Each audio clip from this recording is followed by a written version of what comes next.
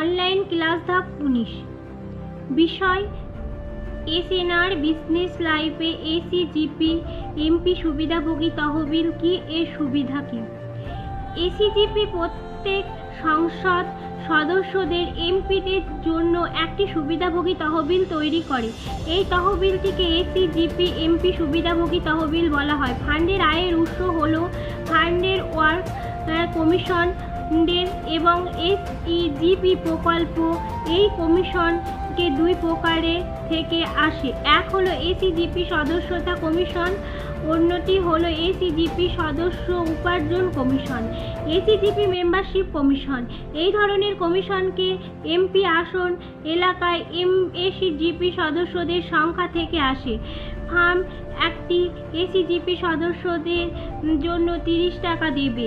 এই কোনো এমপি এলাকায় গেলে আমরা ন্যূনতম 5 লাখ সদস্য পাব। সুতরাং মোট গণনা করার পরিমাণে 5 লাখ ইন্টু 30 সে 1,50,00,000।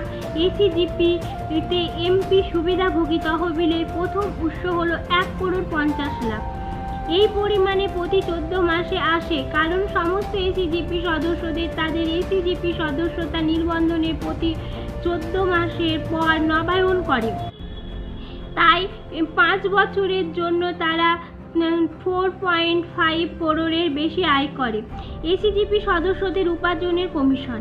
এসিজিপি সদস্যদের উপার্জনের সুবিধায় হলো এসিজিপি প্রকল্প থেকে তাদের মেয়াদে 14 মাসের পর এসিজিপি সদস্যদের মোট উপার্জনের 1% আমরা নিম্নরূপ তহবিলের পরিমাণে গণনা করতে পারি।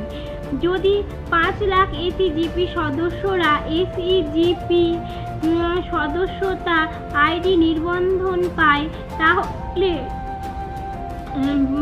তহবিলের মোট আয় হবে 15 লাখের 1%, 15,000। এসিজিপির অধীনে সদস্যদের 14 মাস পর 15 লাখের টাকা পান। প্রতি 14 মাস পর ফান্ডের মোট আয়ের 75 করোড়ের এমপি 5 বছরের মেয়াদে তহবিলের ন্যূনতম 225 করোড় উপার্জন করে। এইভাবে এসইজিপি এমপি সুবিধাভোগী তহবিলে 5 বছরের মধ্যে 230 করোড়ের উপার্জনের আয় করে। এসিজিপি সদস্যদের সুবিধাভোগী তহবিলের নির্দেশনা ব্যবহার করুন। 1. এমপি ব্যক্তিগত উন্নয়নে 10%, 2. সামাজিক উন্নয়নে 25%, 3. ফার্মের স্টাফ উন্নয়নে 25%, 4. শিক্ষাগত উন্নয়নে 25%, 15% কৃষি উন্নয়নে। শর্তাবলী। এসিজিপি মেম্বারশিপ কমিশন মানে শুধুমাত্র চূড়ান্ত এসিজিপি সদস্যদের আইডি হোল্ডার। কমিশনের পরে সদস্য পদ কমিশনে গণনা করার আবেদনের সংখ্যাকে বোঝানো হয় না। 2.